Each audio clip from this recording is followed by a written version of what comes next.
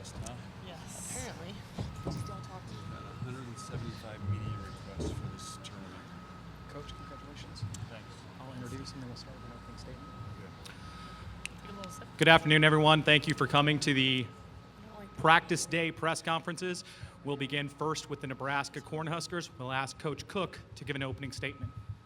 I think you guys need to turn those lights up a little more.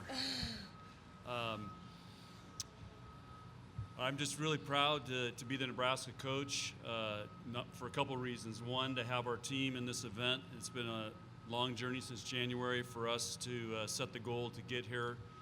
Knowing that Nebraska's hosting the Final Four it's a big accomplishment, and it's a long journey, and so obviously we're excited to be here. But I'm also really proud that the state of Nebraska is putting out their best foot forward. It's a sellout, great arena, great environment for a NCAA national championship, and the people running this. I've already heard several compliments from other people about how well and organized and how well taken care of everybody is.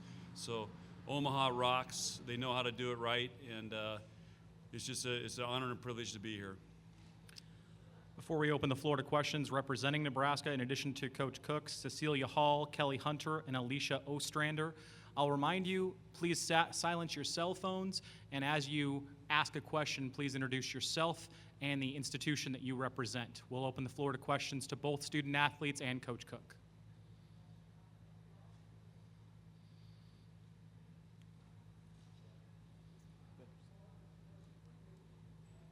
Star. Coach, as you studied Kansas more since Monday's practice, what stands out about Kansas? Well, they got a couple really nice athletes, and Kelsey Payne was named a first-team All-American today. Their setters, their leader, an emotional leader. They're a very emotional team, and she was named a first-team All-American today as well. So right there shows you they've got talent. I think they're a very good passing defensive team, and solid, so they're well balanced. But you pretty much know Payne's going to get most of the balls, and they're just a very tenacious defensive team, and like I said, they serve and pass well. Eric? Yeah, Eric Olson with the Associated Press. Two things, John. What happened to your eye? And number two, what do you make of the no West Coast teams here? So the story today is that Mark Manning was so excited that he did a wrestling headbutt and took me out. So that's the story today. But I think it's awesome that there's that 4 teams are from the Midwest, and I look at it this way: is that way back, Nebraska and Texas kind of opened the door, and then Penn State, that it was a non-West Coast championship. And now you're seeing teams like BYU, Kansas, that are breaking the doors down in regards to that anybody can get into this Final Four and this NCAA championship and any program. So I think you're seeing great balance across the country. It's great for the sport. I think it creates great stories, and similar to what men's basketball does in the NCAA tournament, where a Butler can be in the Final Four, and so it's great that the sport is not dominated by the same teams all the time, and I think it's just making it more and more exciting, and it's also harder to get to a Final Four, and so the teams that are traditionally there, it's harder and harder to get there, and that's why we feel so appreciative, and that we got here this year, but I also look at Texas has been here 5 years straight, which is an amazing accomplishment.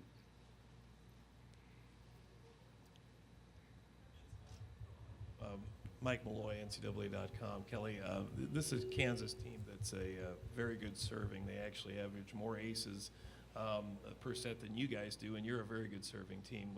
Talk about what you know about their serve and what special challenge that presents. Yeah, I think anytime a team can come out and serve tough, that just makes it harder against whatever opponent they're playing. But we have great passers, and I don't think they get enough credit. So I trust them. I know Coach Cook trusts them. Everyone trusts them to be able to pass these balls. Matt Tate from the Journal World in Lawrence. Coach, most of your team has no connection to Kansas from the Big 12 days and that kind of thing, obviously, but you do with Ray Bouchard. What's that like, seeing him again, and what do you anticipate the reunion being like? Well, we're in a meeting this morning, and I'm I think Ray's one of the classiest coaches in the country, and he was one of, coaching, you don't have a lot of friends, I guess you'd be close with in your conference, but I always felt like, Ray had some connections in Nebraska and Coach Pettit, and so that's kind of where I met him. And like I said, he's a classy guy. I'm really happy for him. He's really built that program, and so it's great for Kansas. It's great for the Big 12. It's great for this part of the country. And there's not a more deserving guy than Ray to get there. So I hope Lawrence is hopping right now because of him. Here in the middle.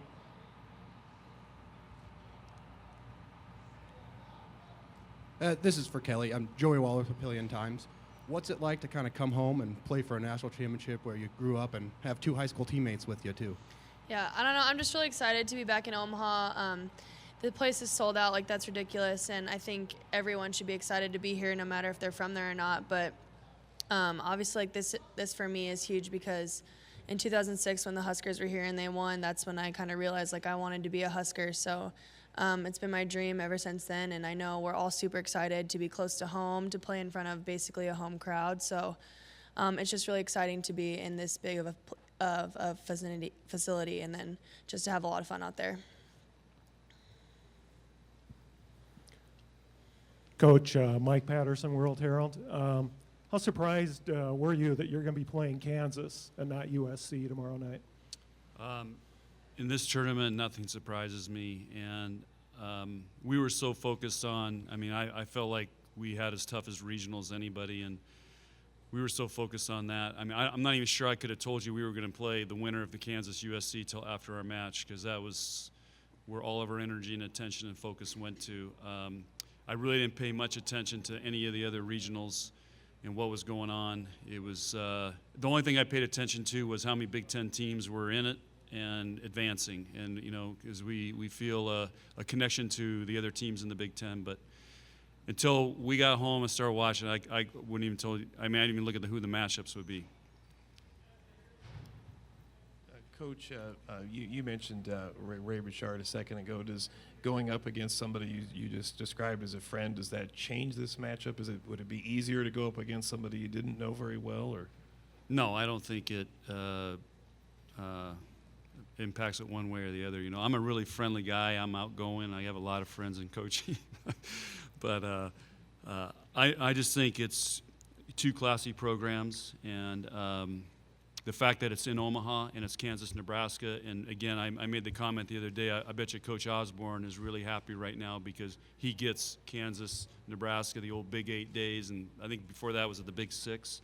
So I just think it's a great traditional matchup, and the fact that it's in volleyball is pretty unique. Hi, Coach Lee Fleisig, Time Warner Cable Sports Channel. I know Nebraska volleyball is good, but any other run 86-0-1 against another team and any other level that you've been a part of? Have you been a part of a streak like that against any other team? Well, I haven't been. That goes way back, probably before I was even born. But no, none of that really matters right now. And what matters is that it's the semifinals, the Final Four, and there's 4 teams there that can win a national championship. And so I think that's the most important thing. And I don't know what else to really say about that, but Kansas is a great team. After studying them on video, I can see why they're here. John, before you played Washington last week, you were worried about your middles on defense against Washington middles. Tonight, what matchup will you be concerned about for your team? Well, Kelsey Payne starts with her. She gets a million sets and averaging a lot of kills per game. But we're also going to have to control Susie, who can get hot, and their other middle can get hot. And that setter is really good, and she'll set anybody at any time. So, like I said, they're a well-balanced team, and so they're going to be hard to defend overall. But we can't let Payne have a big night. Do we have any further questions for the student athletes? Alicia, you're a Nebraska girl. Just talk about playing here in the Final Four and here in your native Nebraska. Mine's similar to Kelly's, but Kelly grew up in Omaha. coming from Western Nebraska, I'd watched the 2006 National Championship on NET.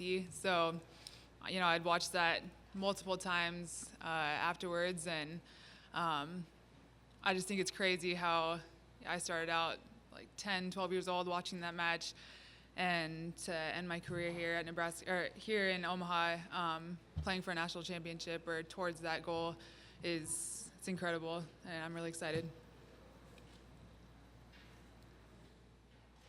CC, a lot of these other teams probably would have traveled here last night. Is it correct that you guys traveled this morning, and what was that bus trip like coming to Omaha after having that goal, I guess, all year? Yeah, we left at 10 this morning, and I mean, it was just good mood on the bus, like a normal bus trip, I guess. Are there any further questions?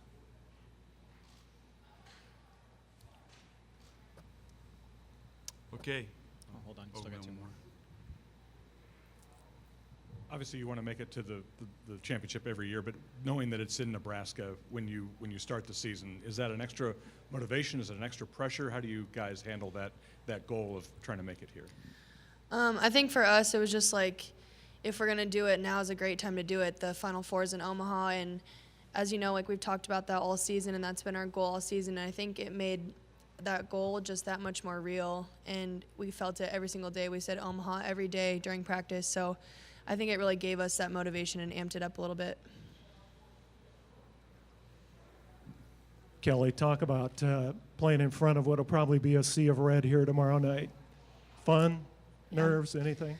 I think our crowd's amazing. They've always been amazing since the Coliseum to Devaney, and now this place is sold out, and that's huge. So our fans have been with us through losses, through wins, through whatever, and I really do think they're the greatest fans in all of college volleyball. So I know they're going to be excited to go out there and watch us play, and so we need to give them something to cheer for and give them something to root for. Final call for questions. Seeing none, I'd like to thank Coach Cook and the student athletes for joining us. Our next press conference will be at 1:05 with Minnesota. Thanks, you guys, everybody. Thank you. Thank you.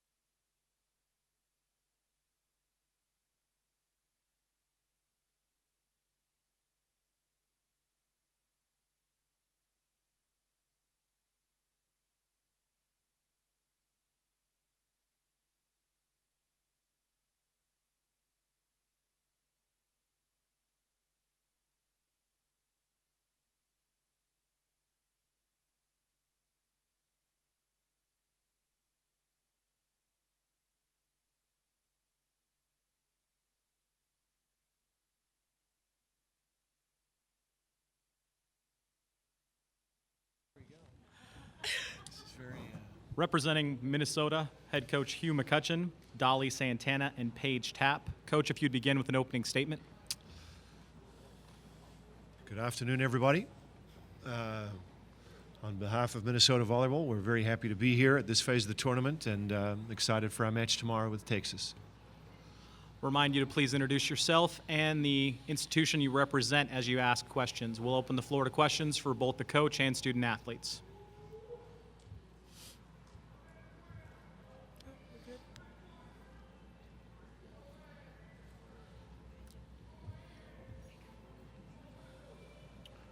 Brent from the Lincoln Journal-Star. Coach, what athletically has allowed Dolly to have the season that she's had with the numbers that she's been able to produce? I think she's been healthy. That's been a great start, and she worked very, very hard in the spring, and prepared to kind of get herself physically ready to have the season that she's having. And I'm sure she can speak to it more, but I thought her work and obviously just staying healthy throughout the year has really helped her.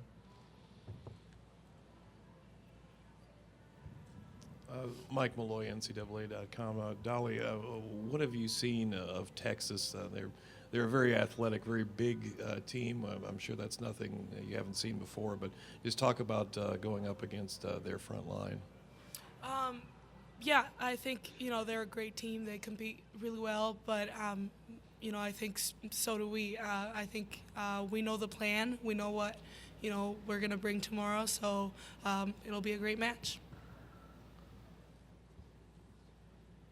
Rich Kuipers, Omaha World Herald. Can you kind of maybe just go through how you maybe turned around last season and kind of where it started this season and kind of coming back and having the rebound that you did? As you know, there's no magic. There's just hard work, and this group has developed a capacity for hard work and matched that with a commitment to the process, to learning, to improvement. I think, in the spring, obviously we got some stuff done in terms of the weight room and physical conditioning and also some of the fundamentals. But over the course of the season, our athletes have come to work every day to get better, and it's paid off.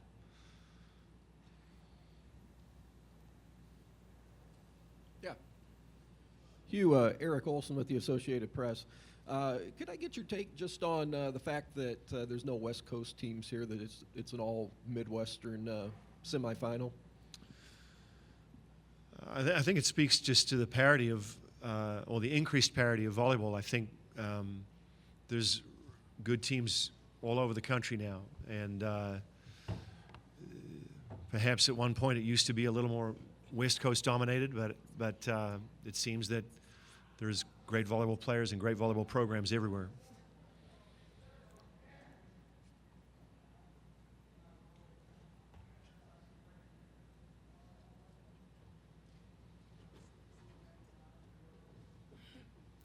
Coach, when you were doing USA stuff, you play in lots of different formats with pool play and tournament play. What do you think of the NCAA tournament and the excitement, I guess, of this event? I think it's a great event. It's been a great thing to be a part of, and obviously each week as you progress, the attention amplifies exponentially. But I think what it's doing for our game, the exposure we're getting on television and through the press, the quality of volleyball that's being played in the tournament across the board, it's wonderful. And again, I think it speaks to this earlier point of the overall development of the game in this country and how it's continuing to grow, and the tournament's a big part of that growth, and it's an important part of that growth. Coach, just a little bit of play off that. Just in the Twin Cities area alone, between your program and Concordia, can you talk about the growth of the game in the immediate area there to your campus? Yeah, sure. We're very fortunate to be in a state where volleyball matters. It's at high school club level, and obviously into the collegiate space as well. There's a lot of good programs and a lot of people that care about it, and it's great to be in a place where it's that important, and that gets played out a lot of different ways. But for us, one of the ways that gets manifested is the crowd support. I mean, we get to play in front of a packed house more often than not, and there aren't many places in the country, let alone in the world, where you get to compete in front of 5,700 people or whatever. It's a phenomenal thing. So it's great that we got such good fans in Minnesota, but I think it speaks to the popularity of the sport in the state. Hugh, what was it like to put the ball in Samantha's hands so early in her career at the age she was, and then for Paige and Dolly, how did you guys maybe help her along or help her kind of come along this season? It was pretty easy to put the ball in her hands. The kid can play, and she knows how to dish the rock. She knows how to sit. She knows how to keep hitters in rhythm and how to run an offense. And we recruited her for that reason. Paige, do you have anything to add to that? I think she's a very skilled volleyball player. Even though she's a freshman, she definitely shows her leadership on the court, and she was able to come in, and we just trust that she knows what she's doing, and in the heat of battle, she definitely steps up to those moments. So despite her age, she's definitely a leader and has maturity in her volleyball game. Dolly? Another thing, I think she came in ready to work, and I think that's all you can ask for, someone that's going to come in and, work hard. And I think it's always tough to have, hitters adjust to a new setter and for a setter to adjust to new hitters. But she came in with a great mentality, and I think that helped. Paige, you guys obviously started out, lost the first 2 matches of this season, and expectations were obviously really high. What did those first 2 losses teach you, or what did that do to the team to start out that way? It just showed that we just had to mature a little bit as a team, and we still weren't where we wanted to be, and we just have to come in every day and get better. And I think as the season moved on, we did a really nice job at that, working hard in practice and taking every game to making sure that we played each game like it was extremely important. So.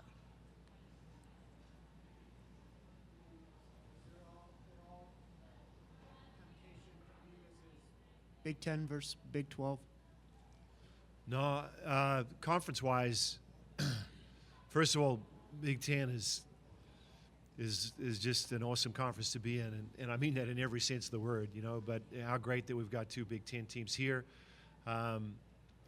And I don't mean anything against the Big 12, but I barely can pay attention to our conference, let alone to what their conference is or what it means. So we're very proud to have 2 teams representing the Big 10 here, and we're just worrying about our next opponent, and that's really all there is to it. I don't think there's more there than that. Rachel Blount, Minneapolis Star-Tribune. For both of the athletes, we've talked a lot about how the team made that commitment to hard work and to getting better this year. Why this year? Why was it that this year was the year that you guys finally, everything clicked for you and you decided that everybody would get on board with this commitment? Dolly, can you begin? I would say, why not this year? And I think everyone in this group kind of understood what hard work, or I guess